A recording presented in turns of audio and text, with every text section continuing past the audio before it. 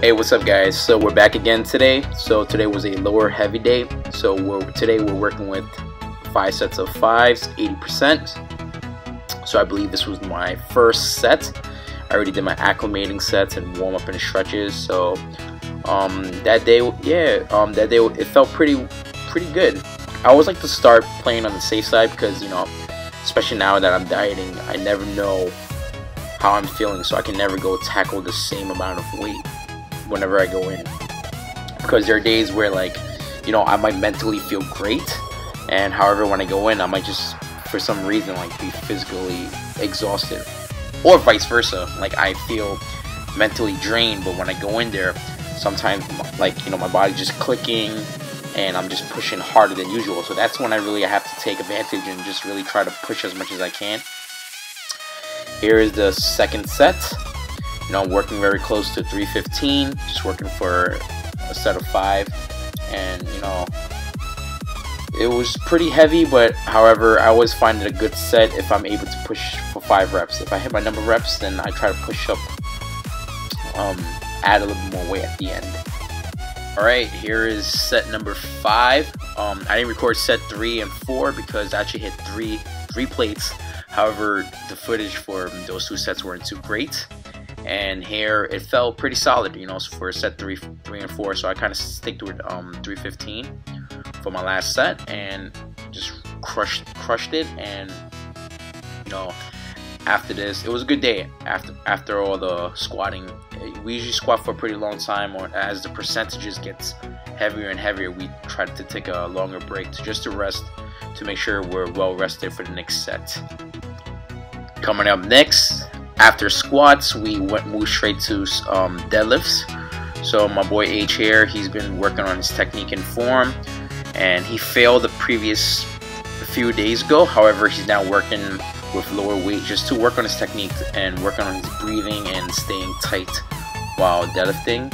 And here's his first set. As you can see, we both agreed that it was better, much more smoother, faster, and tighter than the previous time he deadlifted.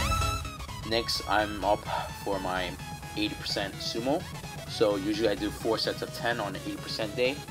So this is my first set for 340, and usually I'm pretty taxed. However, I always found it, I guess my body got used to doing deadlift right after I squat, because I actually tried squatting and deadlifting on a separate day, and my deadlift day would always took a hit because my legs were never fully recovered from the squats.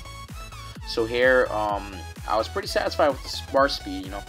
Again, overall, my strength has been decent for this duration of my prep, and there are days where I have bad days, and today was just one of those days where everything was clicking and firing, so I just took advantage of it and just try to move as fast as I can and hit my numbers.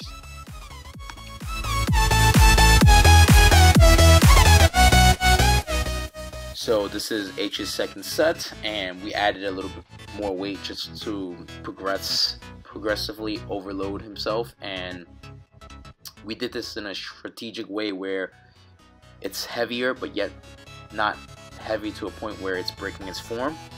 As you can see, he's still staying pretty tight and his bar speed is still pretty quick, so that tells us that his next set he can add a little bit more weight to force himself to push even harder.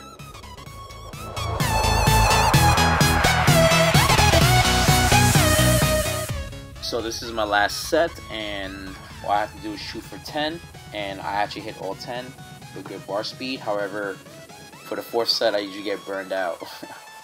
And overall it was a great workout. I was able to hit my numbers, the speed was there, I grinded it out, survived it, and I moved on to the next exercise, which was hip thrust. And usually for by the time I get to hip thrust, I'm really taxed out. And after that, we do some supersets for legs.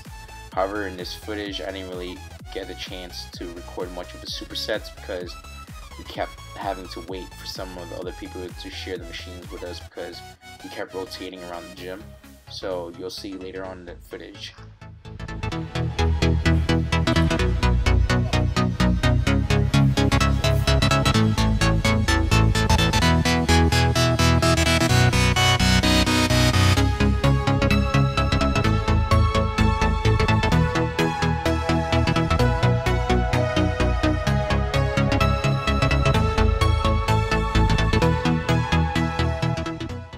So this was my last set for the hip thrust before I moved on to the supersets for legs.